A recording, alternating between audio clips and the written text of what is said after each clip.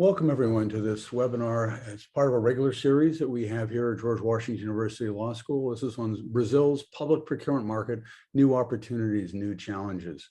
This is presented by our Government Procurement Law program at George Washington University Law School with very kind support from Grupos Negocios Públicos, which is helping us with interpretation support. We'll be talking about their interpretation in just a minute. This is an exciting opportunity for us to discuss many important developments in Brazil. Brazil in many ways is on the cutting edge of procurement worldwide. We're going to be discussing issues of, for example, environmental sustainability, how to deal with new issues of anti-corruption. And we're also going to be talking about Brazil's possible accession to the WTO Government Procurement Agreement. These are all critical developments in the international world in public procurement. So we're very, very glad we could have the panel that we have today. My colleague, Professor Victoria Christoff, is going to be introducing our panelists. I'll turn it over to her in just a minute. With special thanks to her. She's done an extraordinarily good job in helping organize this panel, and I think the panel is going to be an excellent one. I hope you enjoy it as much as I've enjoyed preparing for today's session. Next slide, please.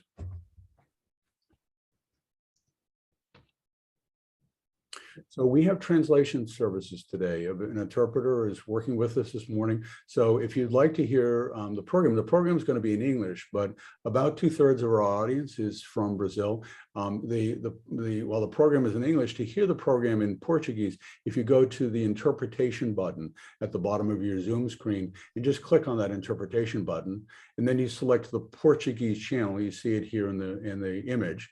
And then you also want to press mute original audio. Please press mute original audio. That way you'll get the clearest audio in terms of the Portuguese interpretation. Next slide, please. So as I said, this webinar is discussing Brazilian procurement and Brazil's possible accession to the WTO Government Procurement Agreement. The recording and materials from the session will be on the blog, publicprocurementinternational.com. The panel slides were posted last night, so they're already available if you'd like to get a copy of the slides. The video from today's, the recording from today, will be available on Public Procurement International later today as the video processes. And then we'll also be posting it on GW Law's Public Procurement Law program, the GW Law Government Procurement Program page on YouTube. So you can either watch it on Public Procurement International or on YouTube. Again, the English-Portuguese interpretation is kindly provided by Negocios Públicos. We're very grateful for their help. The program structure is that we'll be using the chat. So if you have questions, please feel free to put those questions into the chat. We will not be using the Q&A function. The reason we do that is because the chat is more interactive. The Q&A function tends to be more stilted. We like to use the chat function so that everybody can see the dialogue unfolding. So please feel free to use the chat if you have questions. We'll also be gathering questions. So if we can't answer your questions right away, we'll try to get to them at the end of the session during the question and answers at the end of the session. All the panelist statements today are in their personal capacity. That's important to recognize because oftentimes we have to discuss difficult issues. So all the statements that are being made today by the panelists are in their personal capacity. Next slide, please. Victoria, I'll turn it over to you. Thank you. Bom dia e muito bem-vindos ao nosso webinar O Mercado de Compras Públicas do Brasil. Novas oportunidades, novos desafios. Meu nome é Ana Victoria Christoff e eu sou visiting professor no Departamento de Compras Públicas na Faculdade de Direito da Universidade George Washington. Meu colega, o professor Chris Yukins, e eu vamos ser os moderadores para nosso painel de experts brasileiros. E estamos muito felizes por este evento. Temos mais de 500 inscritos, o que demonstra algo importante. Há muito interesse nos avanços do mercado de compras públicas no Brasil, como a nova lei de compras públicas e com sua solicitação da adesão ao acordo sobre compras governamentais do OMC, Brasil está tomando passos importantes para liberalizar seu mercado federal e estadual de compras públicas. Aqui nos Estados Unidos, estamos monitorando os avanços no Brasil, mas mais importante, em toda a América Latina. O resto do evento será realizado em inglês e terá tradução simultânea para português. obrigada ao apoio do Grupo Negócios Públicos. Para escutar a tradução em português, por favor, selecione o canal de português que está disponível em sua tela. E com isso, de novo, muito obrigada por estar aqui hoje. E agora começa a parte do evento no inglês. So with that, I'll change over to English. Welcome.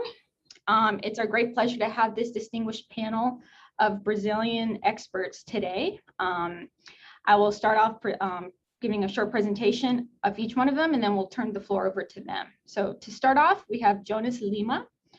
Jonas is a partner of the Jonas Lima law firm with expertise in international public bidding and government contracts and specialization in regulatory compliance. He's a former advisor of the Brazilian Presidency of the Republic. He's the author of 5 books, including International Public Bidding in Brazil and the legal guide, How to Do Government Contracts in Brazil.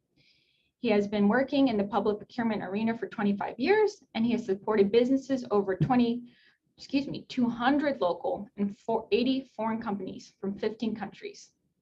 He's also spoken in a number of conferences worldwide, in Brazil and the US, Argentina, and in Hong Kong. And today, Jonas will be giving a comparative overview of the US and Brazil procurement markets and international bidding. So thank you, Jonas. Our next presenter is Cristiano Fortini. She is a partner in the Brazilian law firm of Carvalho, Pereira, Fortini. Her practice consists of government procurement law and administrative law. Apart from her practice, she has taught extensively on government procurement, including her time here as a visiting scholar at the George Washington University Law School. Today, Cristiana will be giving an overview of Brazil's new public procurement law, 14.133. Thank you, Cristiana. Cesar Pereira is our next panelist. He is a partner in the Brazilian law firm of Justen, Pereira, Oliveira, and Talamini. He is the head of the firm's infrastructure practice and co-head of its arbitration and mediation practice. He counsels, he's also an arbitrator and legal expert and a consultant focused on government contracts, public procurement, PPPs, infrastructure projects, construction, regulated industries, commercial contracts, and related arbitration or litigation. His client portfolio includes international and domestic companies and federal and local government entities. He has also authored various books on public law, arbitration, and international sales. He's the chairman of the Chartered Institute of Arbitrators Brazil branch. He's also the co-head of the CBAR Research Group on Arbitration and State Parties, which has more than 100 members. Today, he will discuss the new law 14.133 with regards to sanctions, accountability, and criminal aspects. Thank you, Cesar. Our next panelist is Marina Maciel. She is a senior associate in the Brazilian law firm of BMA. Her practice area is environmental and climate change. And as part of that practice, she advises national and international clients on all aspects of environmental law, environmental licensing, environmental issues in M&A transactions, and identification of environmental risks and their effects. She has extensive experience in environmental litigation in the courts and before administrative authorities. Prior to joining BMA, Marina acted as an external consultant to the World Bank and provided legal support in the financing of environmental public policies in Brazil. She also worked in New York City's Department of Environmental Protection, providing legal support in the management of the city water's resources. Today, she'll be discussing the environmental aspects of Brazil's new public procurement law. Thank you, Marina. And last but not least, we have Ricardo Campello, who's a partner in the Brazilian law firm of Lix Attorneys. Ricardo has a wide-ranging practice in food and drug law for companies in the biotechnical, pharmaceutical, medical device, and cosmetic industries. Ricardo assists his clients in their day-to-day business operations, as well as specific regulatory issues in the fields of clinical trials, ethic review processes, inspections, application for marketing approval, post-marketing amendments, product liability, labeling, and advertisement requirements. In the recent years, Ricardo has been deeply involved with the implementation of the federal government's industrial policy for the pharmaceutical sector by signing tech transfer and drug supply agreements with government-owned pharmaceutical industries. Today, Ricardo will be discussing Brazil's accession to the World Trade Organization's Government Procurement Agreement. With that, we are very excited for our distinguished panel of guests. We hope you all enjoy their presentations. We know we will. And with that, I will pass the floor over to Jonas to kick us off today. Thank you.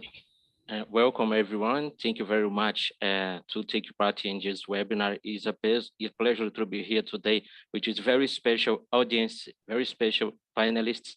Thank you very much, Professor Chris, Professor Ana Vitória, for the invitation, the organization of this webinar. Congratulations. Thank you, and congratulations to George Washington University to this bicentennial year. And congratulations to Government Procurement Law Program for 60 years of success supporting public agents and bidders. I'd like to thank you, the President of Grupo Negócios Públicos from Brazil, Rudimar Reis, and Manager Aline Oliveira for the support and advertising of this webinar in Brazil.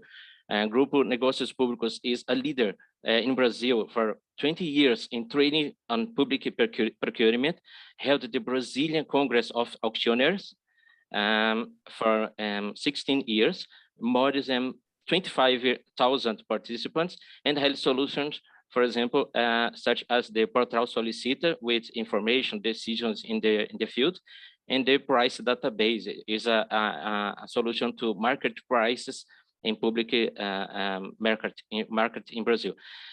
Each year is interesting and make this introduction.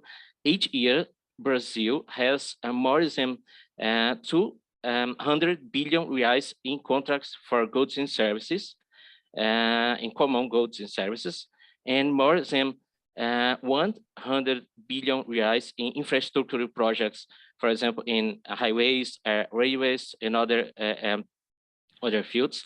In addition, we have in Brazil dozens of billions in state-owned companies, for example, Petrobras, in oil and gas, in other specific sectors. In this way, we have in this scenario, we have some opportunities very interesting to foreign companies, is part of my presentation. Brazilian legislation has many points inspired in American legislation. For example, life cycle and quality, minimal quality of the products, performance bond with insurance company for construction contracts, and national preferences, small business regulation, competitive dialogue, and, for example, soft close is part of a new reality of reverse auction, is the functionality to bidding in the last minutes, and we have automatic extension of the bidding and additional minutes is inspired in American regulations for states, for other entities. My presentation starts in the comparison Brazil and United States, and in sequence international bidding in Brazil. Making this comparison United States and Brazil, we have the framework in first place. Legal framework of public procurement in the United States, we have first the titles in United States Code and the Code of Federal Regulation, including in this the Federal Acquisition Regulation, FAR. We have also some regulation in statutes, specific sectors. We have also regulation in national defense in other areas, specific areas. State and local regulation with autonomy in relation to federal government. This is the main difference to Brazil. In Brazil, we have the same law, and states and municipalities only regulations, but in accordance, in compliance with the federal law.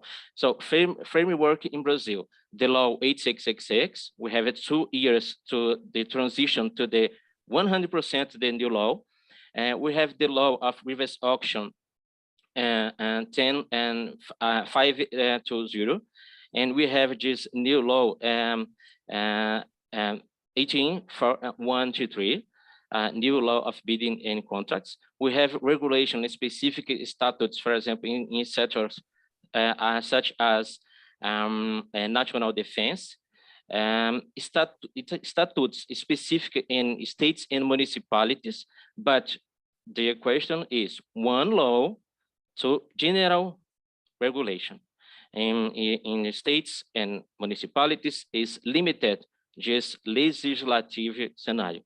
This is the main difference in the United States and Brazil. Here we have one law and specific adjusts in the states and municipalities. So first, GPA, World Trade Organization, the United States is member, Brazil is in progress to accession, the process. Opportunity information, the publication of opportunities. We have in the United States opportunities in some.gov is a big portal to opportunities, and different portal to states and local agencies. In Brazil, we have a change now, which is law, to include all publication opportunities of federal level, state municipalities now in one place. This is very different. It is a new reality in Brazil. One place to make publication, include all opportunities here, one place. It's easy to the bidders, the public servants, the oversight bodies. Is very interesting. Bidder registration, supplier registration. We have in the United States, SAM is the system of registration. Basically, you need the DUNS number, is a universal number of credibility, commercial credibility of the companies, DUNS number and cage code to domestic companies and to foreign companies, in cage code, and we have differences to state and local registration systems. In Brazil, we have SICAF Federal today, is based in domestic qualification documents, for example, fiscal, tax, regularity, labor law, regularity, and other documents, economic financial statement, and we have also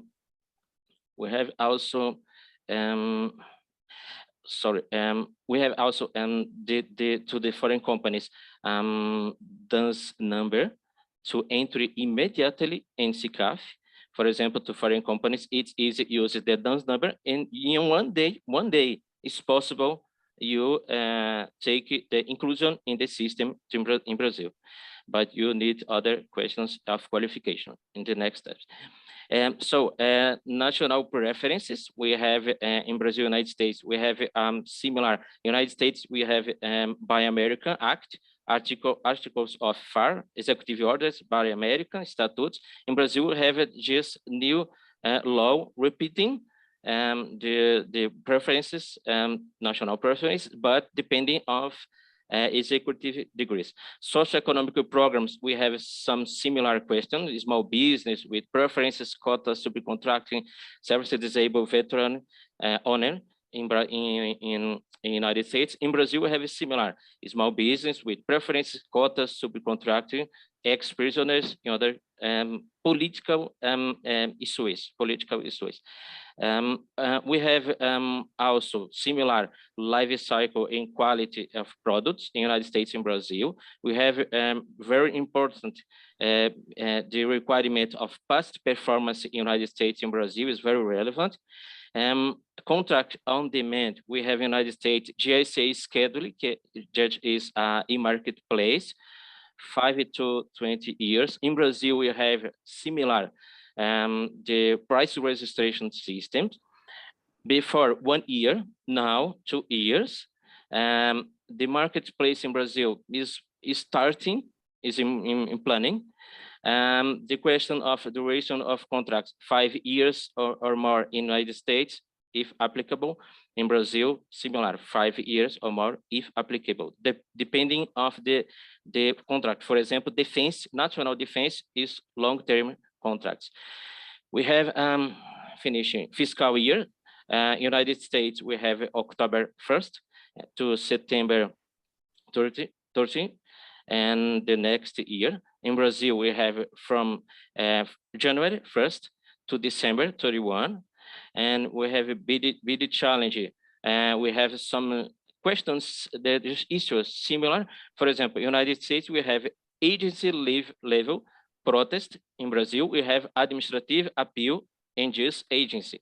In second, United States, we have an arm of the Congress is the General Accountability Office.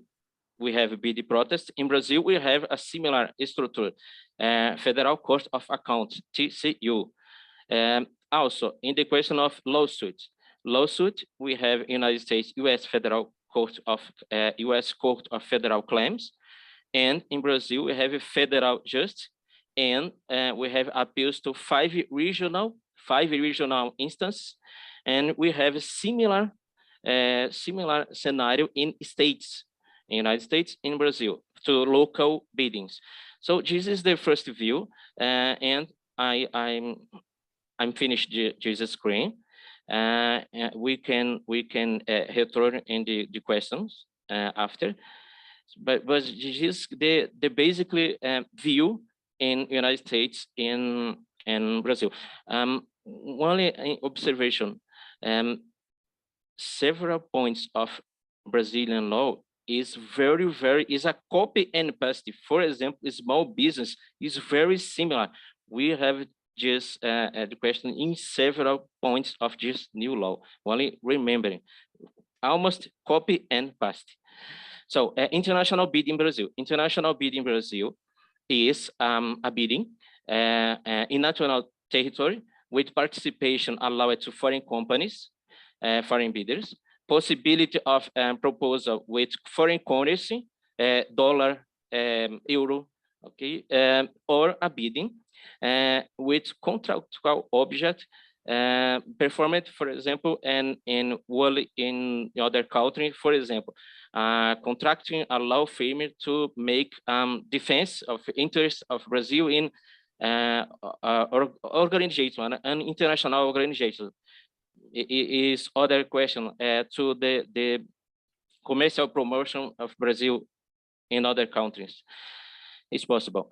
Most opportunities to foreign companies. We have, for example, in reverse auction, medical devices. We have several opportunities, tactical equipments, weapons, special vehicles, firefighters, other items, for example, night vision equipment, boats, vehicles, armored vehicles, ballistic vests. This is very strong, this market. Information technology, national defense, public security, medical area. The registration of supply in Brazil to foreign companies is CCAF, similar to some American, quick and easy and one day, because we have different levels, but the first level to entry in the portal is same day, one day is possible. The other documents you make presentation in the bidding. Okay, it's very important the strategic preparation about the regulatory compliance to take part in this bidding in Brazil. For example, if you have American company in medical device to make sales in Brazil, is necessary similar approval to FDA here and Visa in Brazil in medical area.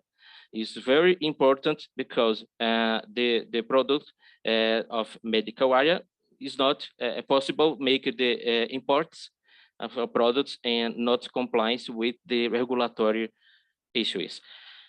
It's important make it just part in advance. Additionally, we have auction and seated competitive bidding in Brazil, billions of reais in infrastructure project, concessions for port, airports, highways, railways, energy, sanitation, and other areas. Foreign companies take part in these opportunities individually or in consortia, for example, with 1, 2, 3 foreign companies, one foreign company and a Brazilian company is possible to joins, for example, joins to the future contract. The question of qualification to finish, the qualification basic is legal part, for example, as articles of association, incorporation, the documents, technical statement of good performance, tax regularity, labor law regularity, economic financial good standing, and all this situation, it's easy to make the comparison, the equivalent of documents from the United States and document here in Brazil. The question is, make this equivalent. For example, we have in Brazil 3 numbers, tax ID, 3 numbers, federal, state, and municipal tax ID. In United States, we have 1 number to tax control. But it's just similar documents. In United States, 3, United States 1, in Brazil 3 tax numbers. Embassies and consulates and other offices abroad follow only principles of the law. And embassy, consulates, and for example, commission and army in Washington, the Brazilian Navy in London, and other commissions. So this is the question. So it's important to finish. To make the access in this market, we are now open. This is the question for this specific market, not to go these common services day by day. This question is this area specific, very strong opportunity to foreign companies. Thank you very much. This is my presentation. Sorry, by time. Thank you. Thank you, Jonas. So up next we have Christiana. The floor is yours.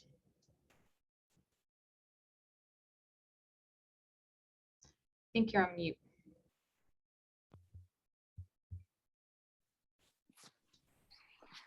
Thank you, Victoria. First of all, I would like to thank Professor Yukins, Victoria, GWU, and Negócios Públicos for the invitation and also the privilege to share some impressions on our new law. Meeting Professor Yukins is always a very happy moment. Makes me feel better when I remember my my studies at GWU. And of course, I miss them. I miss you. I miss the university. I miss my life as a visiting professor. I apologize for reading part of my presentation because I prepare a text because I'm currently facing a burnout issue. So to avoid any kind of blanks and misunderstood, I think it will work better if I read parts of my text. So my first words, or my words, will address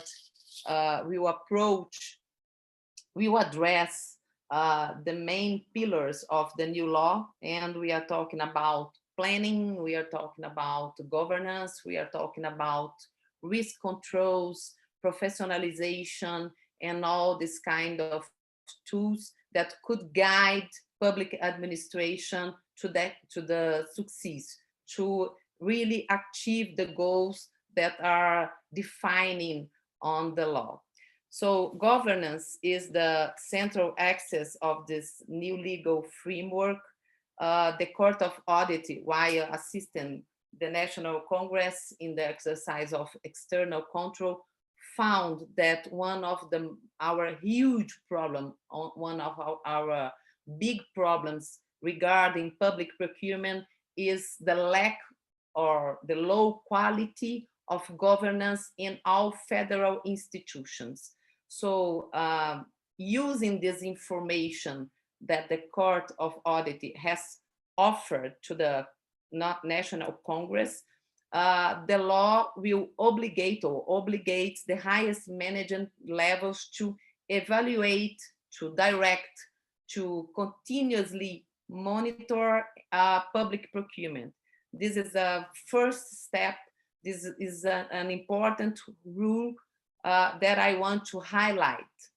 And soon after defining the goals of the bidding process, the law makes the highest level administrators of public institutions responsible for this governance, responsible of offering, providing to the public contractors, sectors, all the tools, all the procedures they need to achieve the goals that are the main pillar of the law. So considering that it's necessary to ensure the alignment of public procurement with strategic planning and the designated budget, the law requires an attention with governance to promote an integral and a reliable environment. And because of this, to enhance the efficiency, effectiveness, and efficacy of public contracts.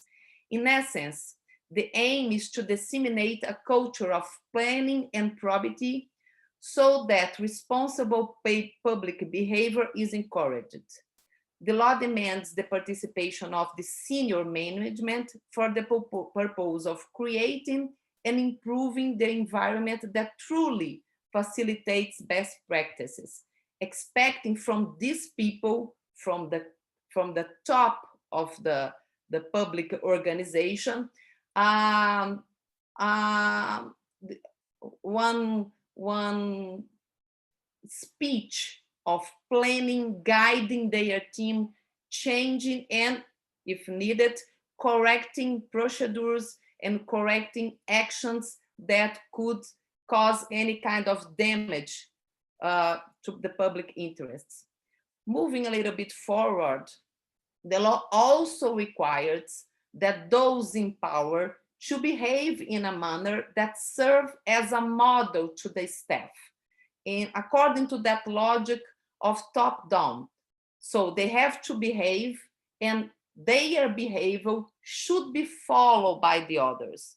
In this way, the law requires from public administration the same model of action that has already been established by the Brazilian anti-corruption law, in this case, regarding private companies. So we are a kind of we are pushing public administration to act as we before privately have done with the private companies.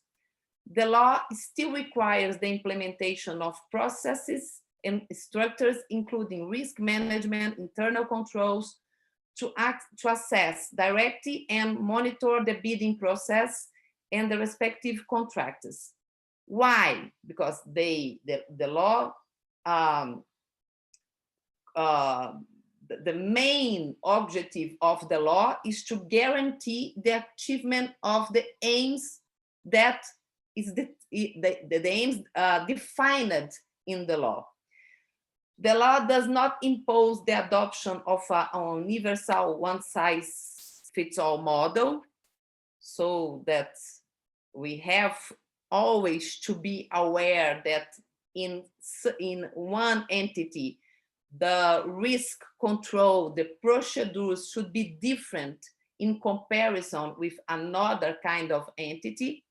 However, due to the existence of good practices, the law demands that senior management, with help of those from other areas of expertise, take into consideration the peculiarities of any kind of body and entity, and taking this into consideration, promote the conformity of work process to guide them to a good goal, to the goal that everybody should be focused on.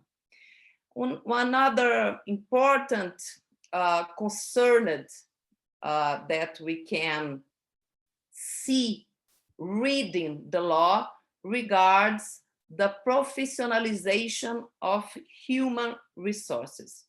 Human resources are considered relevant for achieving satisfactory results.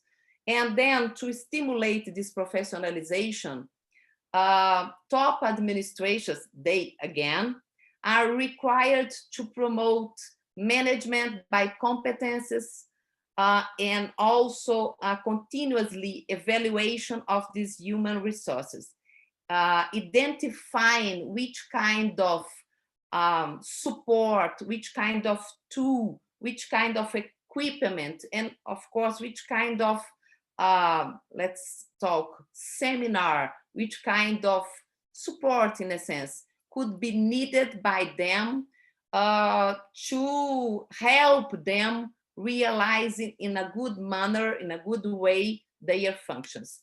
So there is a rule who establishes the necessity of the identification of the necessary competences for each function, a clear definition of the responsibilities and roles to be performed for any public agent involved with the cycle of the bidding process.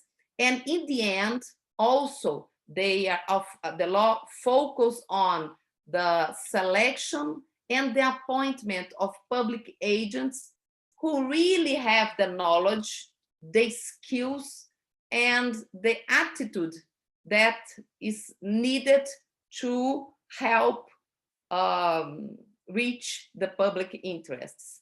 The law states that the Court of Audit shall, through their schools, promote training, events, seminars, conferences, all on public procurement.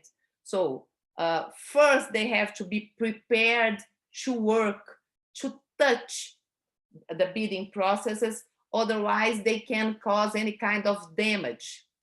And there are, in addition to the requirement to follow the principle of segregation of functions, some other rules or some other principles that must be observed in the appointment of public agents. So when the managers will decide who will be involved with public procurement, they have to focus on one professional that already hold the position that has duties related to bids and contracts, or someone who has a previously training with this kind of subject, or someone that has hold a certification in the area. And then the legislator, when defining requirements to be observed in this appointment, in this moment that the top of the public administration are indicating our appointment, the public agents, the law also is worried about avoiding conflicts of interests. That's why the law tries to impose obstacle against the undue influence of negative factors in the public sectors. It should be noted at last that this look at the professionalization of human resources, despite being in line with good national and international practice, is still far from the municipal reality, especially in small cities, because we know that we have still a lack of technical proficiency. So we have a challenge to really provide the environment and provide the information that could help this kind of public agent, especially those who work for a small city, to obtain the information, the knowledge, the practices that are necessary to help public interests. Planning is another axis of this new legal framework, which has been reinforced because it was included among all other principles that should be followed during the execution of the law. The planning instruments in a context of scarce resources should promote a good relationship between cost and benefits. So when the public administrator, when the public agent will start the process that will conduct in the future to a contract, they have to be aware of the rationalization of the use of these resources. I'm talking about financial resources, human resources, so that they can enhance the efficiency and effectiveness of public contracting. The legislator, when outlining these specific bidding procedures, waived the necessity of priority attention during the initial phase. It is something that international transparency has highlighted. So we look abroad and we try to introduce here in Brazil the same kind of guidelines to help us to have at last a good contract. And that's why the law stimulates the drafting of an annual hiring plan, which would require, before, of course, its publication on internet, an evaluation on the relevance of each demand. So which kind of demand, which demand should be prioritized? Is it possible to aggregate demands and then helps to, how can I say, to save time and to save public resources? Besides this annual plan, each acquisition would depend on a preliminary technical study, a document that should define which will be or what is the best solution to the problem that entity, that body is facing at that time.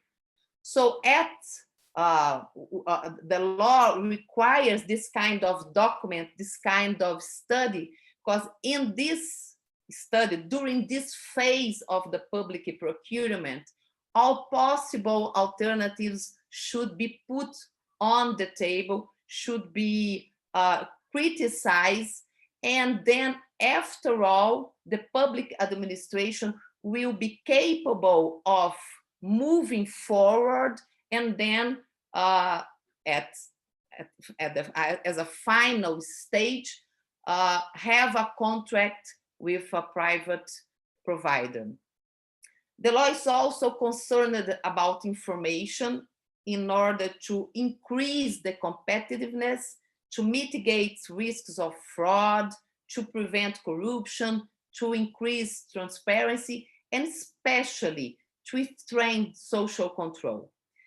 There is the reason why we have on the law the provision of a national public contracting portal, NPCP in English letters, with many functionalities. This portal will provide for all the entities, the bodies, an electronic catalog that offers models for items, for services, for works, as well model of bidding terms, model of contracts, and other kinds of documents to reduce transactional costs, to fix some standards of behavior that could help us to prevent corruption again, and to prevent all kinds of mistakes and wrongdoings. This portal will be able to boost the definitive implementation of what we call here in Brazil, and of course also abroad, the e-marketplace, promoting a kind of an integration of the public administration with potential suppliers, with private companies that can be interested in have a relationship with public administration. And of course, according to what GPA recommends, and we are interested in be a part of this club of international business related to public contracts, the law establishes that bids should preferably be processed in electronic forms. It helps, of course, the participation of companies from all over the country, from the north and the south. And of course, it helps again to prevent wrongdoings. In this way, the new legal framework adopts as maybe his last structural axis the strengthening of the prevention of wrongdoing.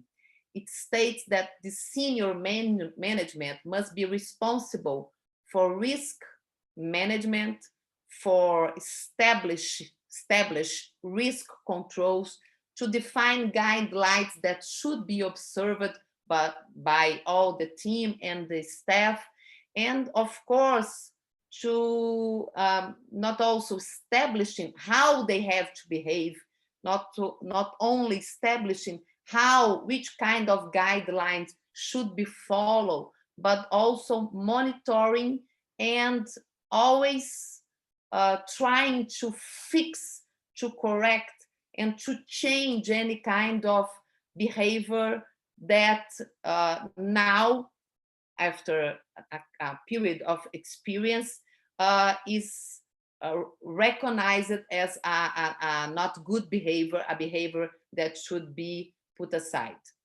The law reinforced the fact that the bidding process should be subject to 3 call lines of defenses. So we have those in the first position, those responsible for tenders and contracts. Then in a second line of defense, the legal advisory and the internal control board. And lastly, no, it's not less important, but thinking about these 3 lines of defense, the law establishes the participation of the central internal control body that will work supporting the Court of Audit, as our constitutional already has established. And this first line of defense will be composed by people in charge to mitigate risks and to observe if any kind of misconduct, wrongdoing has occurred. And after this kind of analysis, these people, we expect, or the law expect, that these people will offer their contribution, not only avoiding these wrongdoings, but also informing their superiors that some kind of movement, some kind of change, some kind of adjusting in their procedures is needed. The second line will help monitoring the control measures, and of course trying to provide information to those who are in charge of conducting the bidding. And the third line, as I said, the third line regards the central control board. This third line has the possibility to access any kind of information and to make independent and objective evaluations, including some appointments or some suggestions to change how they are going, how they are conducting, how they are dealing with public procurement. So the focus is to train prevention in order to promote more integrated and reliable relations.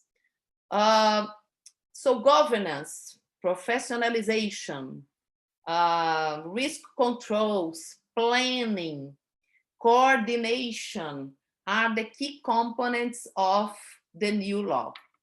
Once again, I would like to thank GWU for the invitation and the privilege to share and to some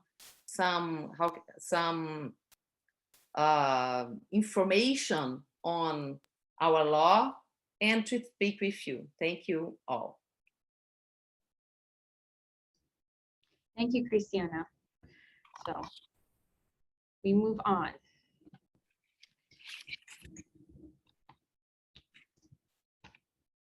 We move on to Cesar. So the floor is yours. Thank you, Victoria. And I'd like to start by thanking Chris, Victoria, GWU, Negócios Públicos for having me. It's a privilege to be here with you and congratulate all of you for the success of this event, and especially Victoria for your Portuguese. It's wonderful. I hope this is an inspiration for Chris also. From what we heard from Cristiana and Jonas, we can see that this new law can really be a revolution in terms of public procurement in Brazil if it ends up being applied as it has been devised, and we are very hopeful for that. My topic here is related more directly to sanctions and criminal aspects of the law. And the first question we could ask is, why mix public procurement and fight against corruption and misconduct in one body of law? And our first reply could be related to the recent experiences Brazil had with the so-called Operation Car Wash and corruption scandals and everything. But the fact is that this has been a feature of Brazilian public procurement law for many years. And we do see in the new law some increase in the harshness of penalties, possibly as a response to these recent scandals. But the fact that we deal with these things in public procurement legislation is not a surprise in Brazilian legislative history. When we actually see in the new law, in just taking a step back here, as Cristiana and Jonas explained, this new law is in a transition period right now. The existing laws have not been repealed at this stage, and the government can choose between applying the new law or applying the old law, and cannot combine them together. And it is, in a way, it's kind of an experiment. Governments are allowed, levels of government are allowed to experiment with the new law until it will be fully effective in 2 years' time. Okay. What we see is an improvement in terms of sanctions, and especially administrative sanctions in the new law in comparison with the old one. And one of the criticisms of the old law was of law 8666 is that it was not clear about the scope and the situations in which sanctions would apply, and this is much more. Much better defined in the new law. There is an explicit definition of the sanctions, such mainly disqualification and debarment, and an indication of when they should apply. So, in addition to fines and warnings, the main administrative sanctions are disqualification and debarment. Disqualification prevents a company from bidding or being hired by by government departments and government-owned companies of the level of government, cities, states, or federal government, that apply that sanction, and debarment results in prevention from bidding or being hired from by all levels of government. That is also an improvement with regard to the old legislation in terms of clarity. In addition, an improvement is that disqualification is reserved for serious breaches of contract, such as refusal to sign a contract if you win a bid, or serious delay in performance or delivery. So things related to performance of the contract, basically. In debarment is reserved for situations of submission of false documents, fraud during the tender process or in the performance of the contract, or illegal actions that frustrate the purposes of the tender, or breach of anti-corruption act. So things related to the conduct of the supplier more than to the performance of the contract. We have in the new law a clear structure of due process that takes into consideration the seriousness, the harshness of disqualification and debarment to grant parties additional due process rights in those situations. And we may have some lack of clarity in comparison with the previous legislation in terms of what we call joint prosecution of administrative sanctions and public and anti-corruption infractions, because that can be done now under the new legislation in less clear situations than in the existing legislation. We do have a novelty that was introduced by the new law with regard to the so-called disregard of corporate entities.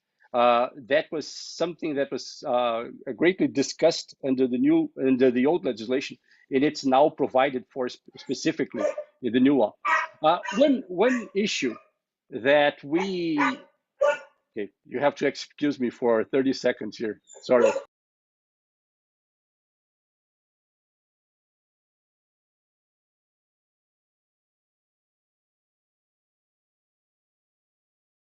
I was having a problem here with different species.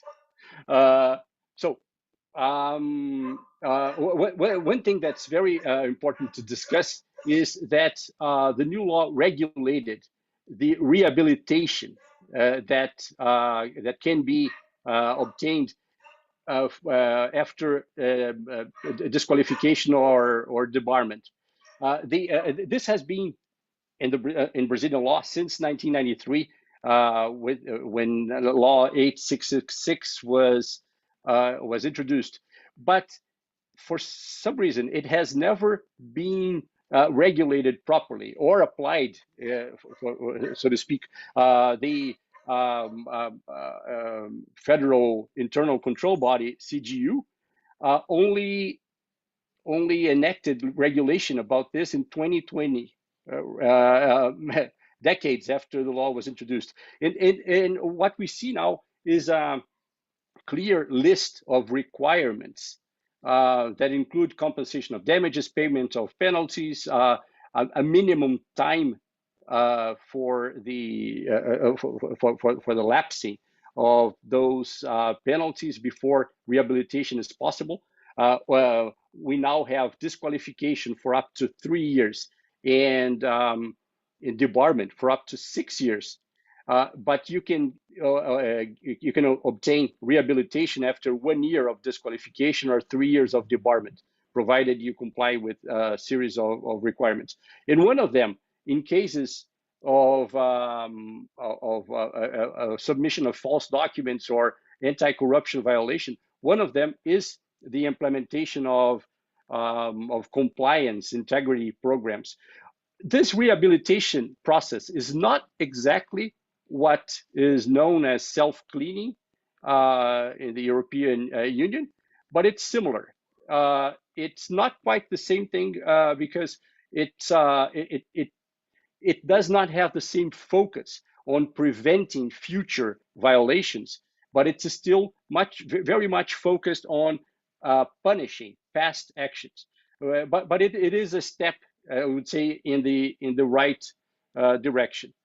Victoria, I think we can move to the next one.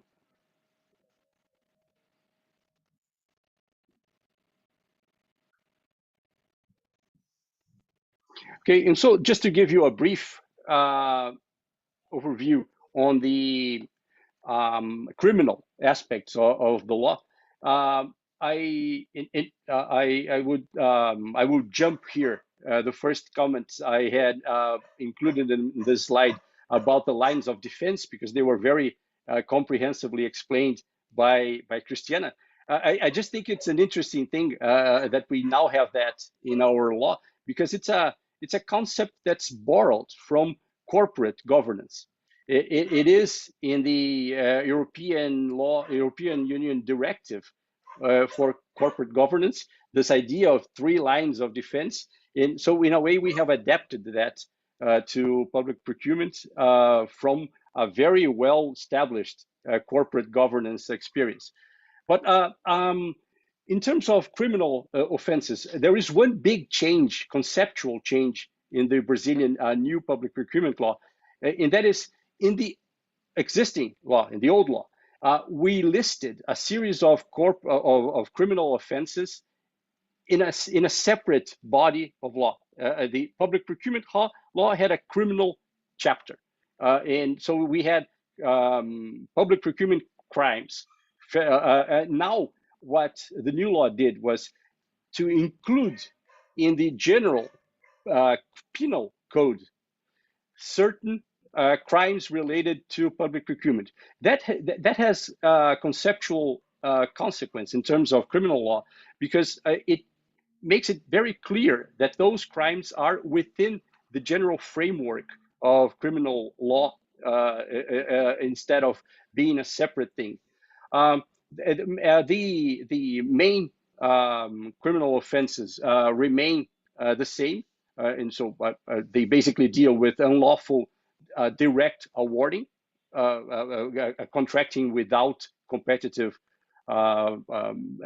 procedures when that is not lawful, bid rigging, what we call unlawful advocacy for public tenders or contracts that are later found to be illegal, disturbance of public tenders, breach of confidentiality of bids, fraud in public tenders or contracts through specific actions. And so this is a good thing that the law has listed the specific actions that amount to fraud in public tenders, which avoids general catch-all idea of a criminal offense. Contracting of disqualified or debarred suppliers. In one criminal offense that has been very much criticized, which is the omission of information by designers or engineers in the process of structuring public tender. That and some other criminal offenses have been criticized basically because they criminalize actions that should be treated much more as contractual breaches rather than criminal offenses. Just to finalize, as I mentioned at the beginning, the effects of Brazil's recent past in connection with public procurement corruption and scandals are reflected in the fact that we now have longer prison terms for these criminal offenses and provision for fines in the minimum amount of 2% of the contract price. So we have clearly gone in the direction of thinking that harsher punishment leads to crime prevention. That is a contention that is very much debatable in criminal law. and we don't know really how much that will or how that will play out in practice, and if it will reach the desired effects. But that's basically how our new law is framed in these issues. Well, thank you so much for your attention. I'm at everybody's disposal for the Q&A if we have time for that later. Thank you. Great, thank you, Cesar. So now we turn to Marina, who will be speaking about the environmental aspects of the new law. The floor is yours, Marina.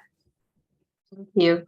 Hi, everyone. First of all, I'd like to thank you, Professor Yukins and Professor Christoff, GW and Negócios Públicos, for the invitation. It's a great pleasure to be here today. So as Victoria has already mentioned, I'm talking about the environmental aspects of the new Brazilian procurement law. I've organized my presentation into two parts. First of all, I'm doing an overview of the old law and what the new law brings. Later, I'll talk about the risk allocation and how it improved legal safety to parties. So to start, it's important to emphasize that the old law, as Cesar has mentioned, which is still in force, already had provisions regarding environmental aspects and also sustainability matters. So established, for instance, that the basic projects should consider the environmental impact.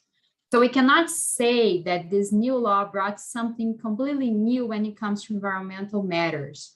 It actually increased the worry for sustainability issues that we already had under the old law, following a global tendency and pressure of investments and public opinion. The new law provides for analysis of environmental aspects in every step of the bidding process. Since the beginning, when we have the pre-phase studies, afterwards, when choosing the proposals, and also afterwards when the contract is signed.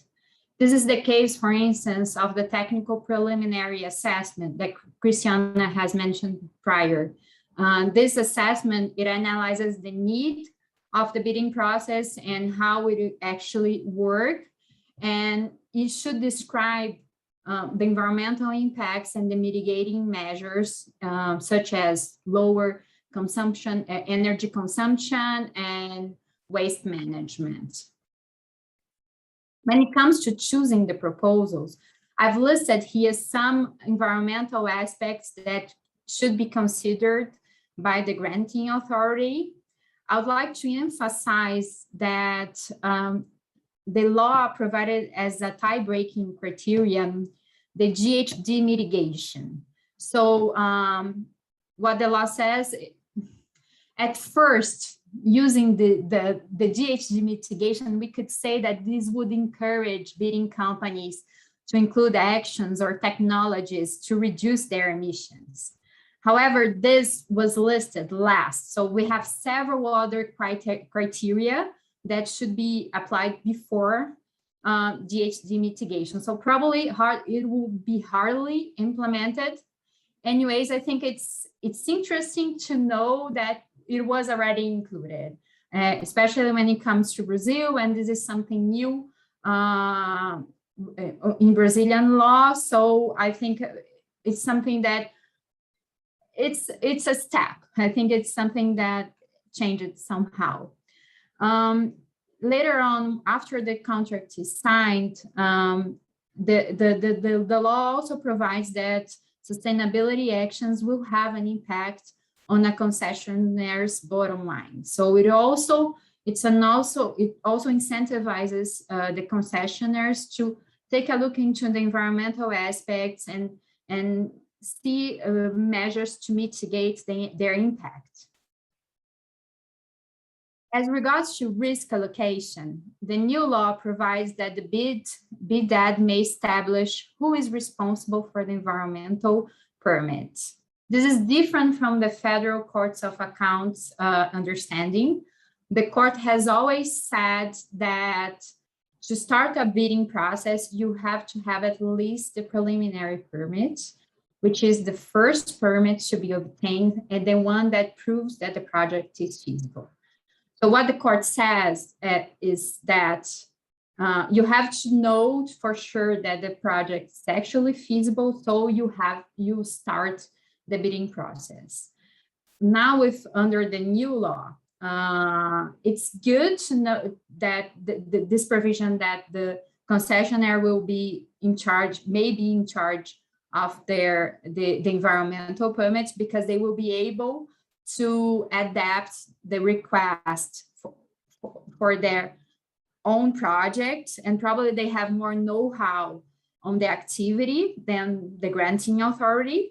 But at the same time, as the new law did not provide that an environmental and technical feasibility assessment should be carried out prior to the bidding process, if the project is feasible or not will only be analyzed by the environmental agents just later on after the contract is signed.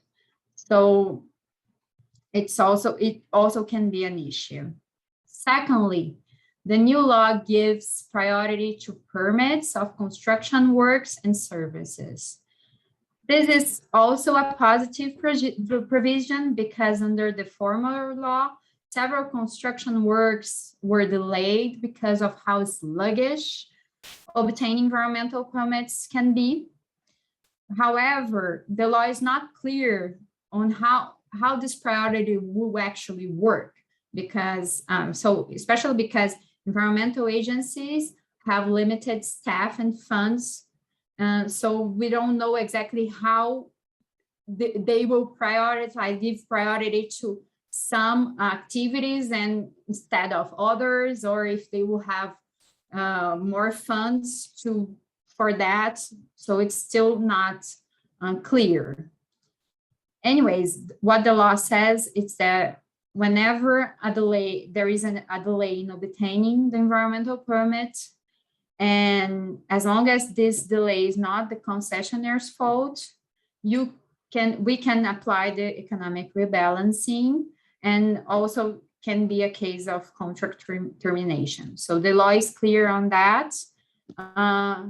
Of course, hopefully it will not be applied, but at least the concessionaires has this legal safety, especially because, as I mentioned before, in some cases, we will only know if the project is actually feasible or not later on. My last point is the risk matrix, which comes from the idea that risks should be shared. This was also already mandatory for PPP's projects, and now with the new law, it is mandatory for large activities, but it can be used in all sorts of concessions. In general, the matrix includes information on possible risks, mitigating measures such as insurance, and the responsible party for that risk. Under the new law, this provision offers legal safety for bidding companies, as they will be able to have to include these risks in their evaluation, and every company will have the same level of information to prepare the evaluation. This is especially important because under the old law, when it comes to risk allocation, many times the risk allocation was not clear. So companies didn't have legal safety to prepare the evaluation. So they ended up counting on the economic rebalancing after the contract is signed, when the activity was sometimes already even implemented, so to make sure that the project would be profitable. So now, using the risk matrix, we count that, we think that, we hope that the risk matrix will be used more often, providing more legal safety to parties, as it will be more clear who the risks allocations, especially when it comes to environmental liabilities, because sometimes they are not clear.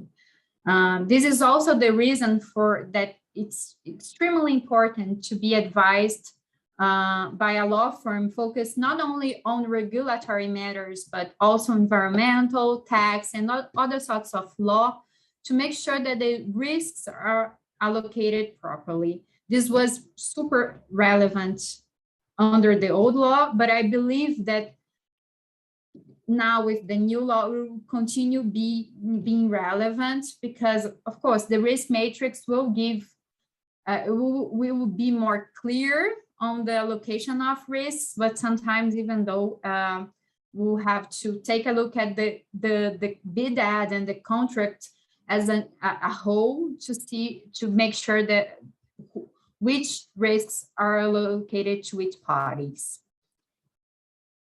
The law is clear that whenever conditions set forth in the contract and the risks matrix are fulfilled, it is not possible to apply economic rebalancing, except in certain cases that listed in the law. This is really important, and this is why I'm saying that even with the risk matrix, it will be important to see all the other bidding documents. In conclusion, we can see that the new law brought positive inclusions when it comes to environmental aspects. Although the new law has passed, it's also important to emphasize that it's still pending final regulation by a decree. So some of the details that I mentioned today, we hope they will be more clear after the decree is published. So we still need to see how the law will actually be enforced. Thank you all for your attention. I'm available for questions if you have any. Thank you, Marina. We will have a question and answer session at the end of the presentation. So, which we are almost there. So last but not least, we will introduce Ricardo, who will be speaking on Brazil's accession to the WTO's GPA agreement. So the floor is yours, Ricardo. Thank you, Victoria. Since I don't have much time, let me be quickly and thank Professor Yukins and Victoria for organizing the event and for inviting me to participate in it with my esteemed colleagues. Just a quick note about my CV, Victoria. I did not mention the highlight of it, which was being a student of Professor Yukins at the GW University. So that I want to make just that remark. But with jokes aside, let's talk about the GPA.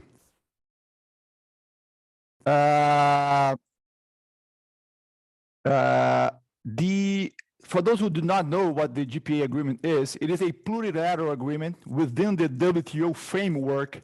The goal, basically the goal is to promote an open, transparent, actually opportunities for foreign companies to participate in procurement markets in other countries, okay? It is now in its second version, which has basically two parts. The first part, it's a 20-something articles, which establish some requirements and standards that must be complied with by the procurement systems so that foreign companies can actually participate and have a chance of winning the contract. This is the first part with the requirements for the procurement systems. The second part, which is a list of the procurements that are in fact subject to the rules of the agreement, okay? And this list is the result of very complex and lengthy negotiations between the entering country, in this case, Brazil, and the countries that are already a member of the agreement. And here, remember Professor Yukins' classes when he said that despite having most provisions regarding procurement, the GPA is in fact a trade agreement because that is where most of the sensitive issues reside.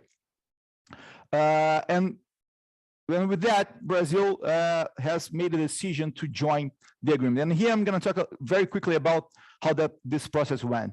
In October 2017, Brazil started as an observer, trying to look things how the agreement works to see if it is beneficial for the country to join.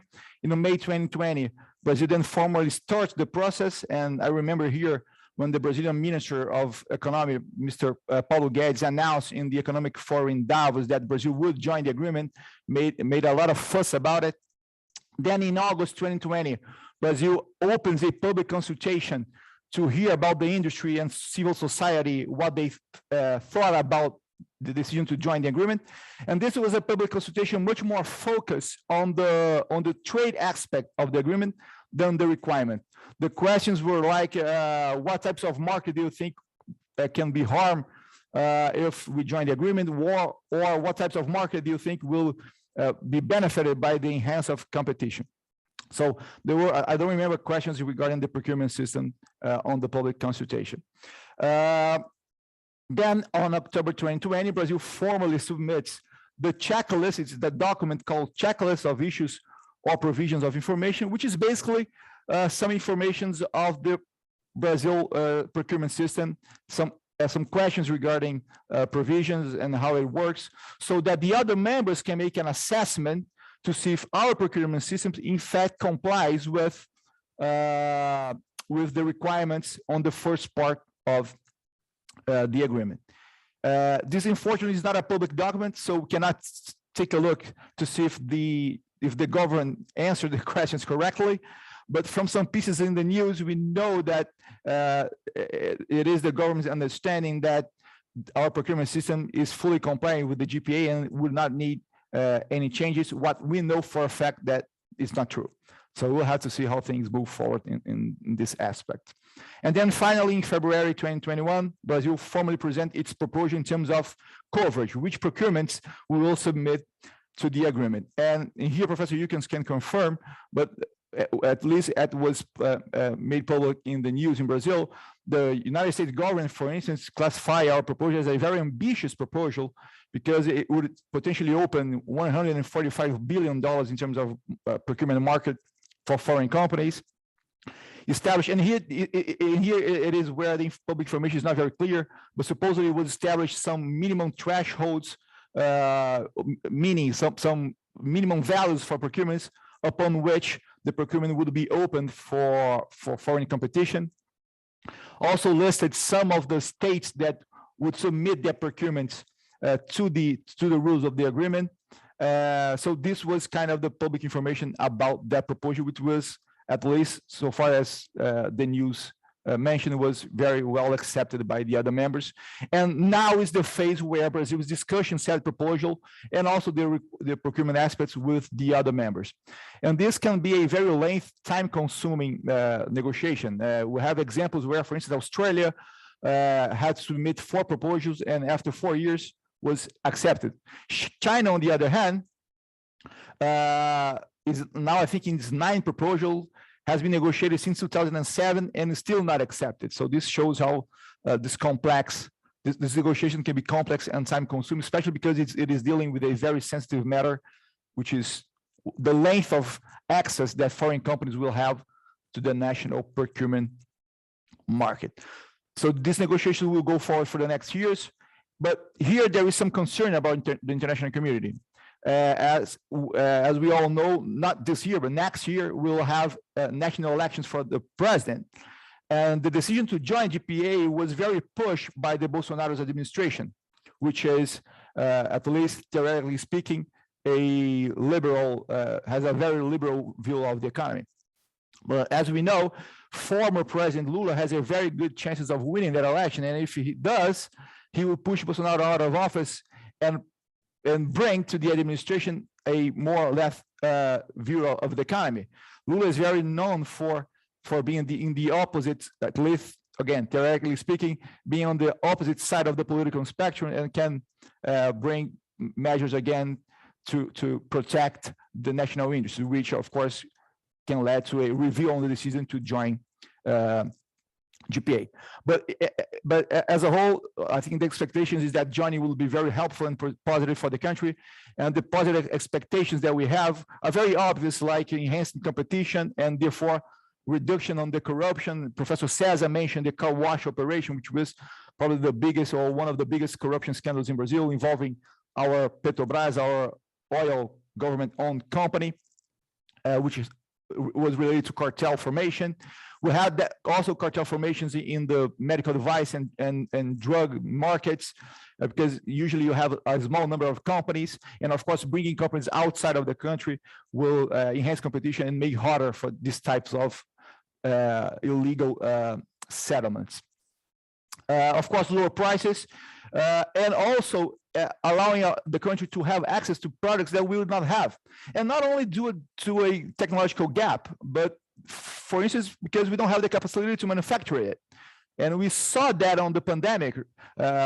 Our Brazilian healthcare system, SUS, it had a lot of difficulty of procuring some very old, some very common drugs to treat patients because our companies did not have the capacity to meet the entire demand of SUS, which of course raised from one day to the other.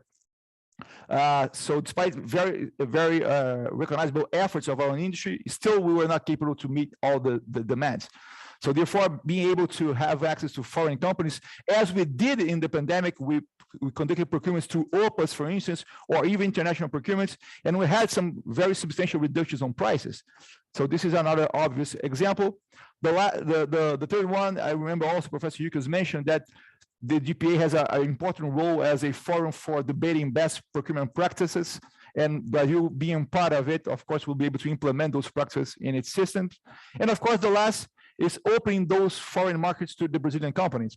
In the public consultation that I mentioned, about 73% of the participants mentioned their intention to participate in those, to have access in those markets. So this is another obvious positive impact. Anna, could you move to the next one, please? And with that, I think despite having all these benefits, at least for the perspective of some, joining the GPA is not all sunshine and roses. So there is some concerns that involve this type of decision. The first one that I wanted to mention is the one that are related to the trade aspect of the agreement. For instance, the federal government has already mentioned its intention to exclude from the coverage, meaning to not submit to the agreement, health and defense related procurements, which could be very harmful, especially in the health sector, because SUS, our public healthcare system, is the larger buyer, the public buyer is the larger healthcare system in the world. And we spend a lot of money buying drugs and medical devices and all the health products. And of course, we would benefit from the enhanced competition and reduction of prices. Imagine being able to buy a product from a company that not only sells to Brazil, but sells the product to the entire world. So their economic gains would certainly allow them to offer better prices than companies that just sell products in Brazil. So this is an obvious example. Another concern is that the most important states have not yet, so far as I know, expressed the intention to also submit their procurements to the GPA. São Paulo is the biggest and richest state in the country. Most of the procurements on the state levels happens in the state, and they have not yet expressed that intention. And finally, there is some pressures, and these pressures were expressed in the public consultation to exclude some specific procurements from the coverage. For example, some procurements from government-owned companies like Petrobras, like I mentioned before, Petrobras, CEMIG, and Furnas, that are companies in the energy sector, and also removing from the rules of the agreement some big contracts in the public, in the health sector, which is contracts that use the offset measures and require technology transfer agreements when the government is buying drugs. So instead of just buying drugs, the government also requests some alternative measures like offsets and requires the company to transfer the technology to the government. And these are big contracts that involve most of the expensive products that SUS buys, and removing that of the agreement will certainly reduce the benefits of joining. And now moving to the procurement related concerns. The first one I have already mentioned is the understanding of the government that our procurement system would not need changes to be compliant with the GPA, which we know is not true. Brazilian procurement system, has mentioned by Jonas, as mentioned by Marina, we have a very preferential treatment for Brazilian companies. We have preference price margin for products that are manufactured in the country. We have being a Brazilian company is a tie-breaking criteria in terms of in a procurement. So and these would potentially violate the the requirements of GPA. We also have price preference programs, as Marina told, for recycled, recyclable, and biodegradable products, which of course falls in the same category. Also, we tend to use a lot of offset measures and technological transfer agreements as an offset, especially in the health sector. But we also use that, for instance, when in 2014 we bought flying jets from Sweden. And these, of course, the use of these offset measures without any time limitation whatsoever would potentially violate GPA, because GPA even allows a transitional period within which the country will be able to use these kinds of measures. This is a flexibility given for developing countries, so they can adapt to the rules. But this has a time limitation, which is, I think, the maximum to 3 years, and Brazil doesn't seem to that will stop using that in this time frame. And also, there's the fact that Brazil has withdrawn its position as a developing country at the WTO. So that's something that we'll have to see how it folds out in the negotiations of the GPA. And the last is that, as mentioned by Jonas, it's not enough just to have to eventually change our procurement system to make it compliant with the requirements of the GPA. We have to also seek this compliance in the regulatory aspects of the procurement. Jonas gave a very good example. Imagine a government procuring a drug or a medical device from a foreign company. If in the procurement, one of the requirements is to have that product approved by our Brazilian FDA, our Anvisa, of course, this will not be able and will prevent the company from participating. And although we have the provision we had in the former Public Procurement Act, and we have in the current act provision that will allow the procuring entity to accept equivalent documents, for instance, the approval from the FDA, we know that this is not what in fact happens most of the time. So making sure that would accept those equivalent documents is very important to actually be fully compliant with the non-discriminatory requirements of GPA. And here, to close my presentation, be compliant with the time limitation that I have, I think talking about actually complying and implementing GPA, if we join the agreement and the agreement is approved by our Congress and so forth, all the bureaucracy is done, I think we'll have to face some difficulties in terms of implementation of the agreement, especially the very different and decentralized procurements that we have all day. And here, despite WTO having its dispute settlement system, it is my personal opinion that the Brazilian courts, with all the difficulties that we know they have, will be the faster and the more effective domestic review procedure that will allow companies to actually secure their opportunities to participate in our procurement market. And with that, I close my presentation and remain at disposal of everybody to the questions. Thank you very much. Thank you, Ricardo. Before we open the floor to more general questions, we did just get a particular question for you. Questions from Antonio Marquez da Silva Jr. This person wants to know, how is it going to work with the favorite treatment or the favorable treatment that micro and small companies receive if Brazil joins the GPA? Well, and here I think also Cesar and Jonas and Professor Yukins, if they want to comment, because they are also expert on the subject. But I believe that one part is to see if the procurements that we will submit to the proposal, if we will or not apply the provisions. Maybe it will be necessary an amendment to the current law to establish that such preference program would not be applicable to those procurements, or even when the law is regulated by the decree, as mentioned by Marina, said provision could be inserted. So by, I think, or withdrawing or making an amendment in the law, basically. Great. Okay, awesome. Well, now we will turn the floor over to general questions that we've received from participants. And participants, please continue. Please put questions in the chat, and we can open it up.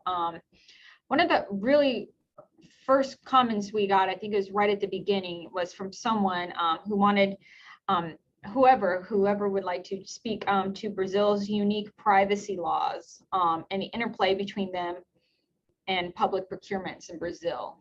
If anyone has any thoughts on that.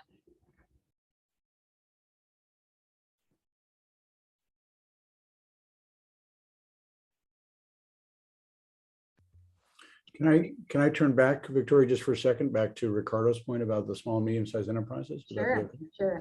So I just want to add to it in terms of the position, that the relative position of Brazil compared to the United States.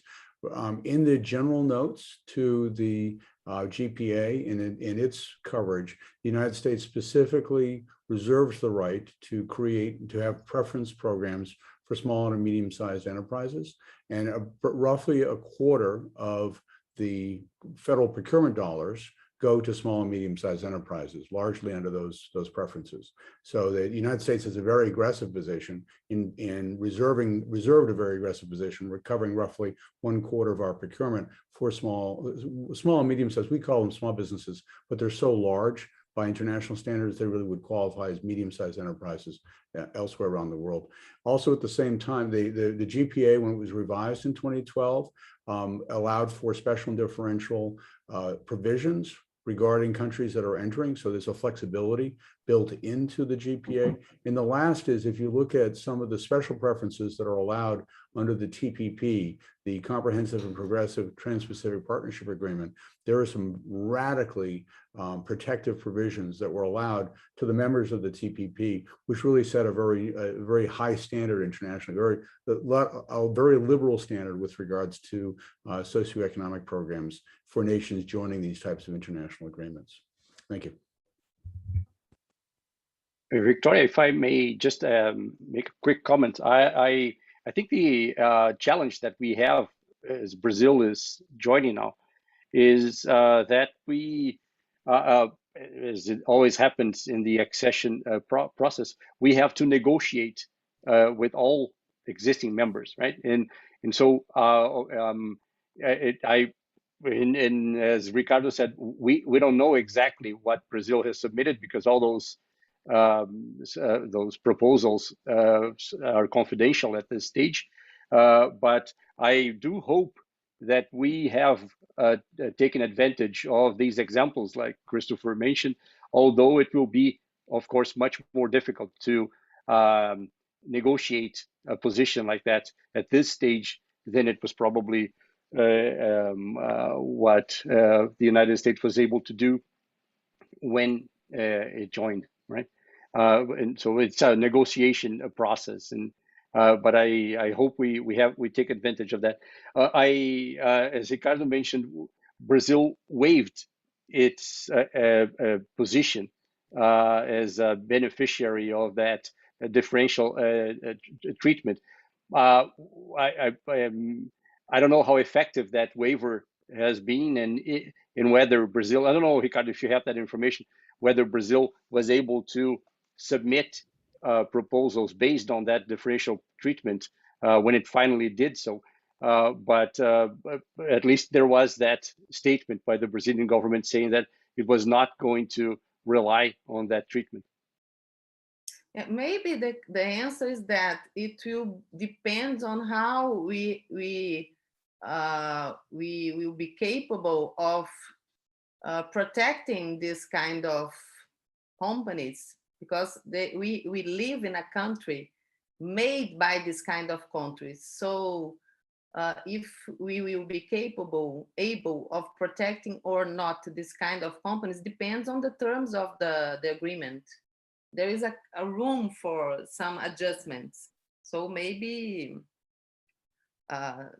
they won't be damaged if we behave, and if we have the ability to deal and to make some adjustments and to create some rules in our agreement. I don't know. Yeah, I believe it. Yeah, please go ahead. Sorry. Sorry. Just to add something, for instance, for small businesses, it's not those types of procurements that usually are won by small businesses that foreign companies are looking for. They're looking for the big ones, and for those, that's why I think that the most of the protection of small business will be done in the negotiation process by establishing, for instance, thresholds above which the requirements of the agreement will apply. And those small businesses will probably be lower on procurements with lower standards. But just now, because we have the new law, and the new law establishes this threshold, because under 8666, under LC 123, we can have more room for the participation and for the benefits protecting this kind of companies. The new law in somehow is more synchronized with GPA because of this limit, this threshold. But under LC 123, it could be a challenge to combine both things, the protection and the agreement, depending on, of course, the terms of the agreement.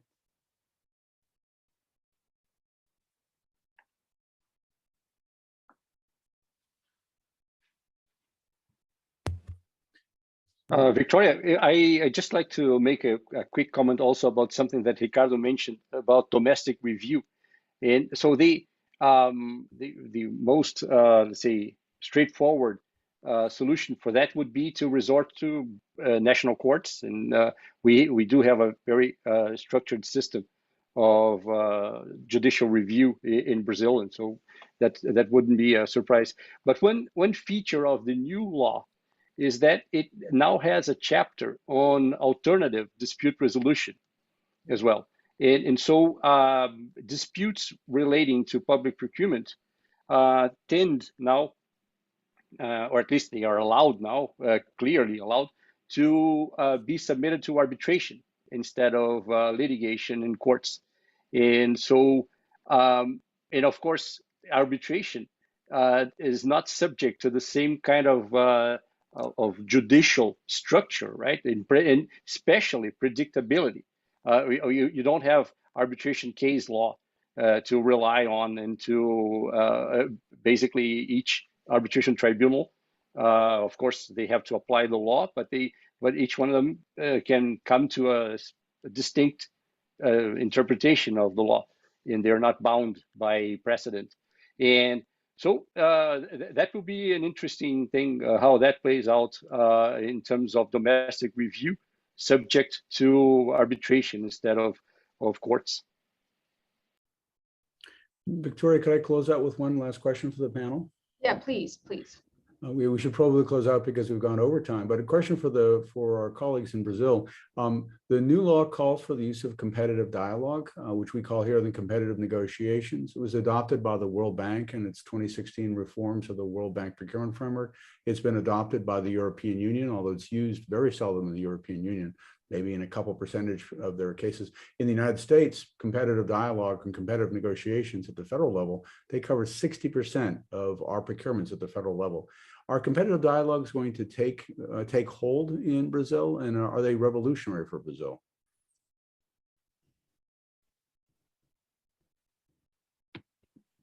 Yes, Professor Chris. In Brazil, we have 93% of processes in reverse auction modality. And this question of competitive dialogue in this law is limited to goods and services that we don't have, for example, commonly in the market. It's not to day-by-day needs. It's only, for example, to find a solution of urban planning is a challenge to a new solution to a problem. So the difference in the United States and Brazil, here in Brazil, competitive dialogue is very limited to find the solutions. Yes. It's only when the public administration doesn't know how to explain. They are capable of explaining their demands, but they don't know how this demand could be could be reply, could be offered by the provider. So they will try to convince the marketplace that they could offer some information and help the public administration to create the solution. But the main point is that public administration doesn't have the solution to the problem. So they will invite the market, the private companies to build this solution. So the limit they use is very limited. Yeah. Chris, just a quick remark. One of the situations in which the law allows for competitive dialogue is for procurement, for the selection of concessionaires in partners in public-private partnerships in long-term contracts, and that will probably be an area in which competitive dialogue may bloom, because it may be a more effective procedure to design a long-term contract for a government concession or a PPP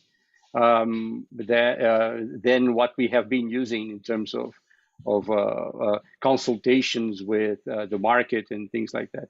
So I'm confident that we will end up using competitive dialogue for this type of contract. Thank you. Any last minute remarks from our panelists before we close? No? Well, thank you so much, everyone. We want to thank once again our distinguished panel for joining us today. Our materials for today's presentation, the actual recording of this event, will be uploaded to publicprocurementinternational.com. It will also be uploaded to the George Washington University Law School's YouTube page. So they'll be publicly available. And if you visit the public procurement website, the actual PowerPoint's displayed as well. But with that, we thank you, muito obrigado, for your time. And we hope to see you at future events. Thank you. Right. Thank you.